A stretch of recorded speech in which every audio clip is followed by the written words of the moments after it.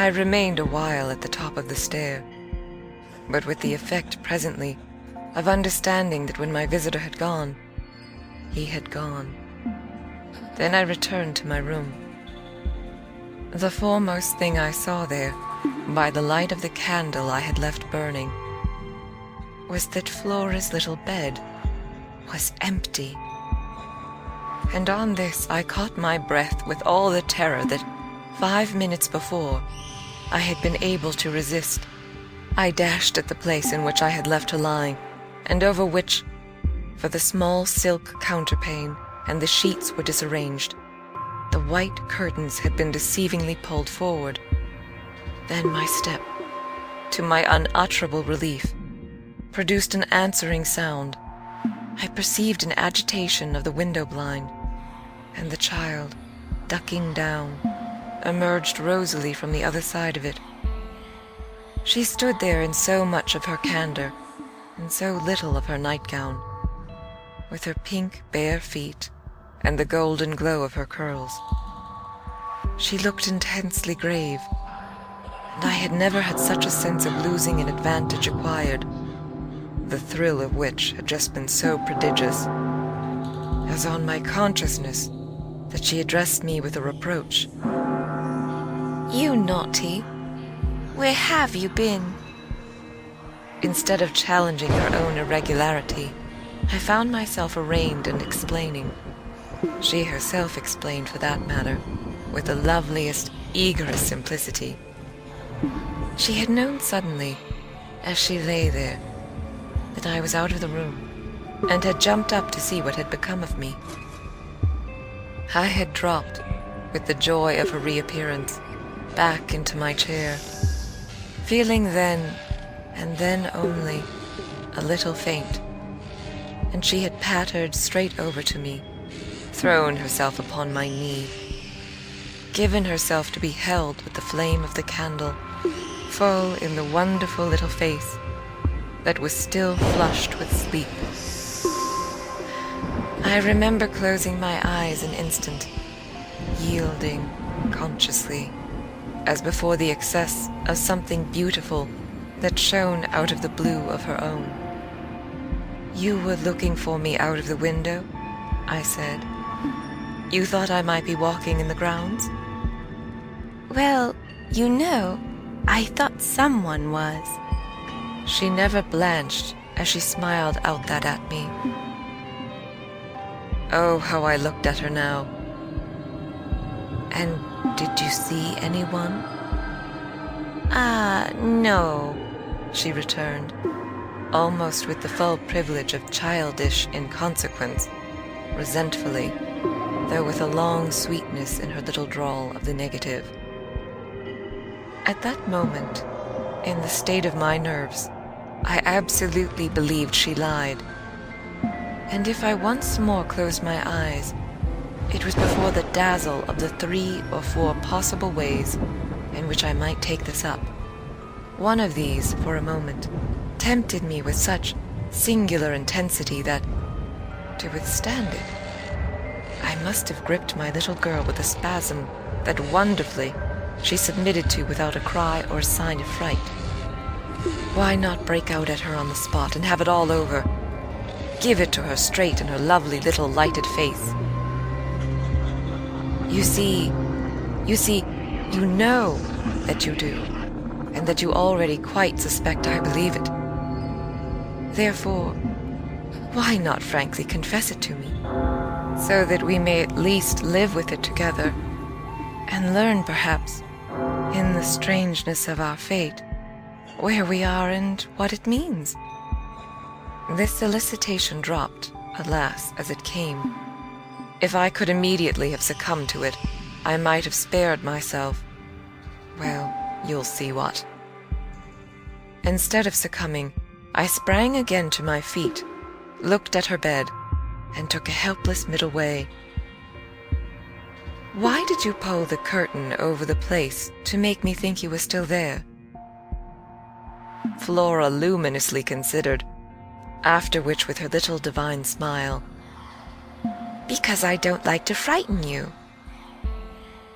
"But if I had by your idea, gone out?" She absolutely declined to be puzzled. She turned her eyes to the flame of the candle, as if the question were as irrelevant, or at any rate as impersonal, as Mrs. Marset or 9 times 9. "Oh, but you know," she quite adequately answered, "that you might come back, you dear, and that you have."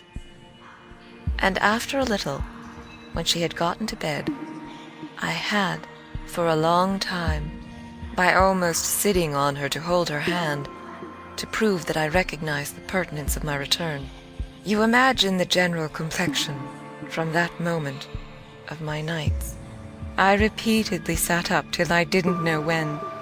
I selected moments when my roommate unmistakably slept, and, stealing out, took noiseless turns in the passage, and even pushed as far as to where I had last met Quint.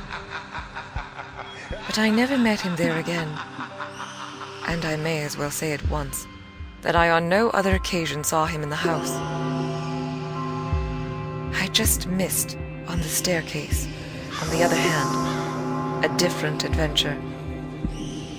Looking down it from the top, I once recognized the presence of a woman, seated on one of the lower steps, with her back presented to me, her body half bowed, and her head, in an attitude of woe, in her hands. I had been there but an instant, however. When she vanished without looking round at me, I knew, none the less, exactly what dreadful face she had to show. And I wondered whether, if instead of being above I had been below, I should have had, for going up, the same nerve I had lately shown Quint. Well, there continued to be plenty of chance for nerve. On the 11th night, after my latest encounter with that gentleman, they were all numbered now, I had an alarm that perilously skirted it, and that indeed, from the particular quality of its unexpectedness, proved quite my sharpest shock. It was precisely the first night during this series that, weary with watching, I had felt that I might again, without laxity, lay myself down at my old hour. I slept immediately, and, as I afterward knew, till about 1 o'clock. But when I woke, it was to sit straight up, as completely roused as if a hand had shook me. I had left a light burning, but it was now out, and I felt an instant certainty that Flora had extinguished it. This brought me to my feet and straight, in the darkness, to her bed, which I found she had left. A glance at the window enlightened me further, and the striking of a match completed the picture. The child had again got up, this time blowing out the taper, and had again, for some purpose of observation or response, squeezed in behind the blind, and was peering out into the night that she now saw, as she had not. I had satisfied myself, the previous time, was proved to me by the fact that she was disturbed neither by my re-illumination, nor by the haste I made to get into slippers and into a wrap. Hidden, protected, absorbed, she evidently rested on the sill, the casement opened forward, and gave herself up. There was a great still moon to help her, and this fact had counted in my quick decision.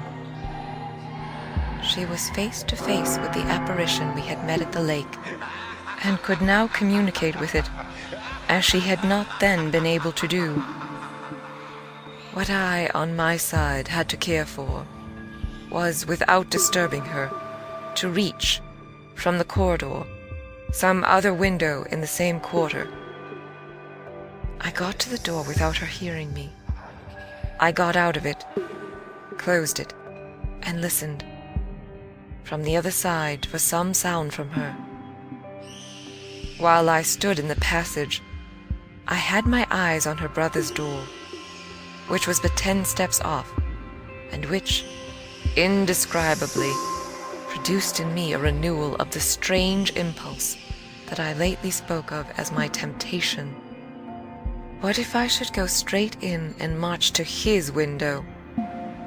What if, by risking to his boyish bewilderment a revelation of my motive, I should throw across the rest of the mystery the long halter of my boldness?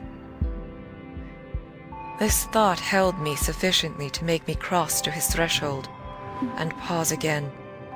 I preternaturally listened. I figured to myself what might portentously be.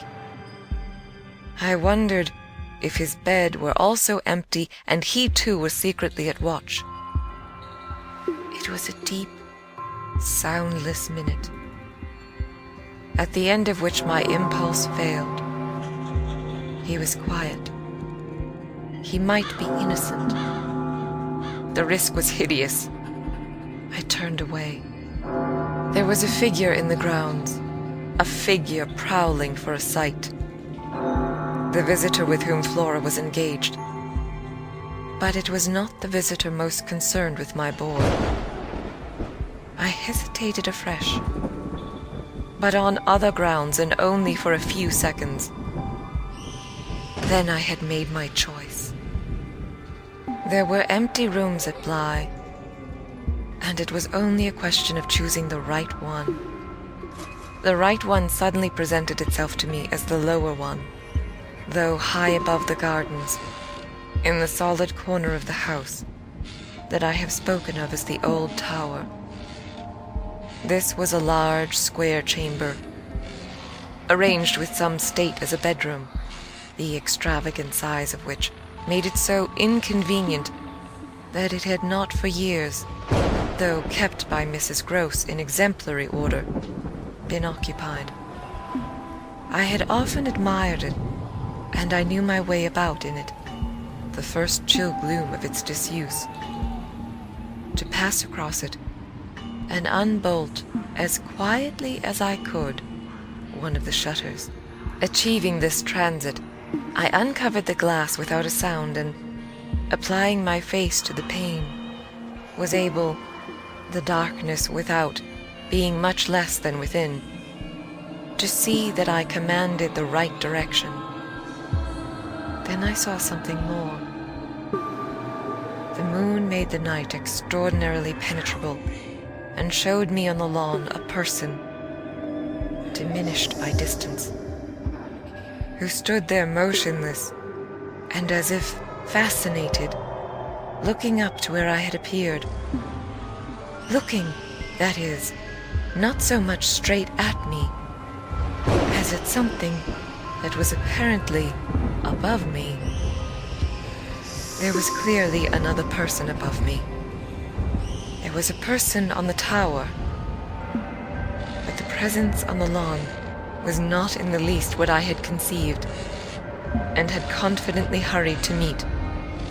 Presence on the lawn. I felt sick as I made it out. Was poor little Miles himself. I had only, after just faltering at